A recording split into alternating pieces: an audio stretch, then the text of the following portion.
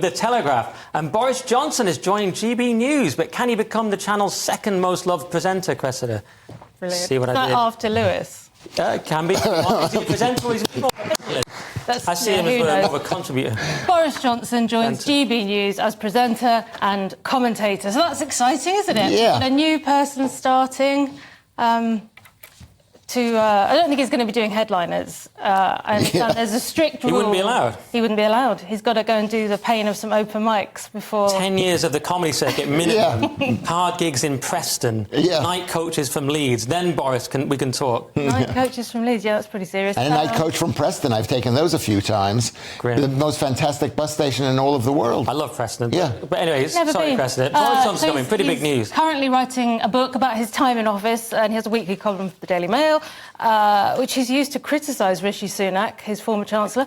He's coming. I'm quite jealous of his life at the moment, actually. Yeah. He's writing his memoir and getting ready to come and join us. I don't think he's going to be working from the studio, though, is he? I think he's going to be out and about. He's going to be globe-trotting, pointing out Britain's relevance in the world, perhaps his relevance in getting some sort of future job, who knows. Yeah. And it's going to be more of a kind of a docu element to it, I think. And he put out a video saying our best days are ahead of us as Britain, so presumably we're about to conquer 3/4 of the globe again. That's nice, get the empire back.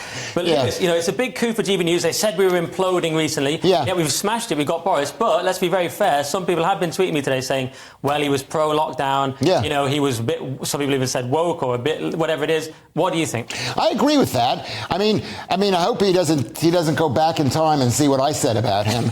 I remember I was sitting in this chair when I said some horrific things, and I just want to say that I'm sorry to Boris. The fact is it's really good for the station. This Sunday, we have Boris coming in, and this Sunday we've got John Cleese's show, which Louis Schaefer is starring in, at 9 o'clock on this channel. That's incredible. That is incredible. We got the former Prime Minister. Yeah. You still made it about Louis Schaefer. Yeah. That's amazing. Yeah. Well, I still made it about me in the intro, so we both got... Right, you're the big dog, and Louis Schaefer's John Cleese's sidekick, at least ever so slightly in this TV show. But so you welcome... Do I welcome him? Yeah.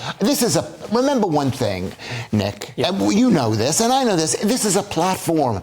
This is like a record label. I don't care who else is on the record label, as long as they're doing a good job promoting my music. Remember that Prince, the greatest musician ever, Prince, I don't care what they say, the greatest, also had to work with Karen Carpenter.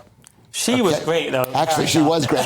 But it's a good... I know what you mean. I mean, people tweet at me, they attacking me if they don't like someone or they like someone, we sack someone, we hire someone. I'm like, guys, this is like shouting at the person on the desk because your flight was cancelled. Like, what am I going to do? Imagine I'm in charge of the hiring policy. Yeah. I have so much integrity, I don't even give myself a show. Do you know what I mean? Like, how likely is that? Yeah. It's a bit above my pay grade, but I welcome it. Go on. So does that mean you're going to have him on your podcast or not, Nick? Well, I'm going to try and get him on podcast, but I thought he was going to be in studio more, so it's going to be a little bit tricky. One thing that is interesting is it'll be kind of like, let's say we have a Labour government, then we'll have Boris on here as a kind of... It's going to be quite strange. I mean, one thing that troubles me is we still have an advertising boycott of GB News, yet we'll have the former Prime Minister. It's starting to feel a bit like Trump, the former president. They're trying to put him in jail. I'm like, how can we have the former Prime Minister of very recent times, who is beloved and voted in by a massive amount of people, and yet still be beyond the pale? Because it shows who the real power is. The real power is Team World. Boris Johnson is slightly Team World. He's not Team World enough. And this station's not Team World. You've gone very Team World tonight.